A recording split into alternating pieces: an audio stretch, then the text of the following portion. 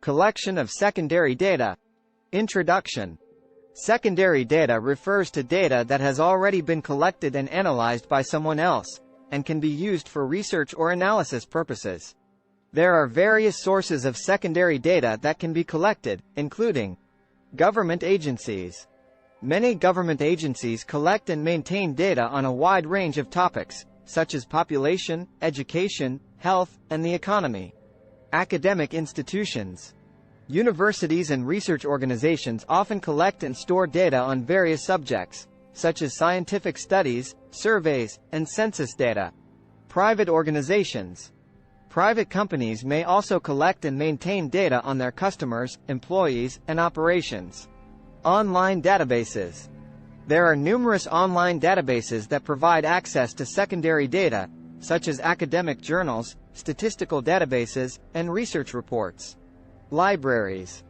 Libraries often provide access to a variety of secondary data sources, including books, periodicals, and other publications. When collecting secondary data, it is important to ensure that the data is reliable, accurate, and up-to-date. Additionally, it is important to cite the sources of the data to ensure proper attribution and to avoid plagiarism. Selection of appropriate method for data. Introduction.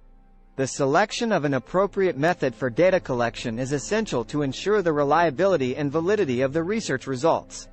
In Islam, seeking knowledge and conducting research is encouraged, and the Prophet Muhammad, peace be upon him, is reported to have said, "Seeking knowledge is obligatory upon every Muslim." Sunan Ibn Majah 224.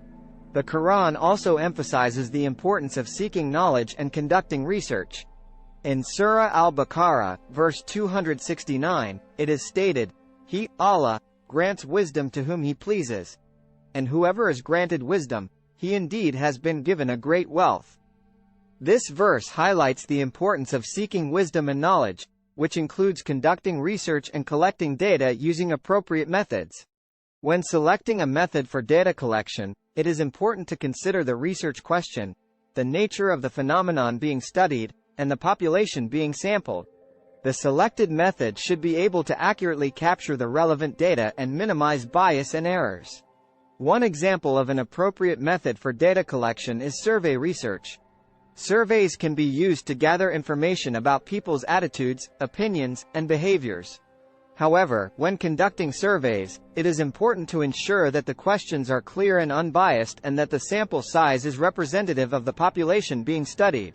Another example of an appropriate method for data collection is observational research. This method involves observing people or events in their natural setting without interfering or manipulating the variables being studied. Observational research can provide valuable insights into people's behavior and interactions, but it can also be subject to bias and errors if not conducted properly. Conclusion. In conclusion, selecting an appropriate method for data collection is crucial for conducting reliable and valid research. As Muslims, we are encouraged to seek knowledge and conduct research in a manner that upholds ethical and moral values. The selection of appropriate data collection methods should be based on the principles of accuracy, objectivity, and minimization of bias and errors.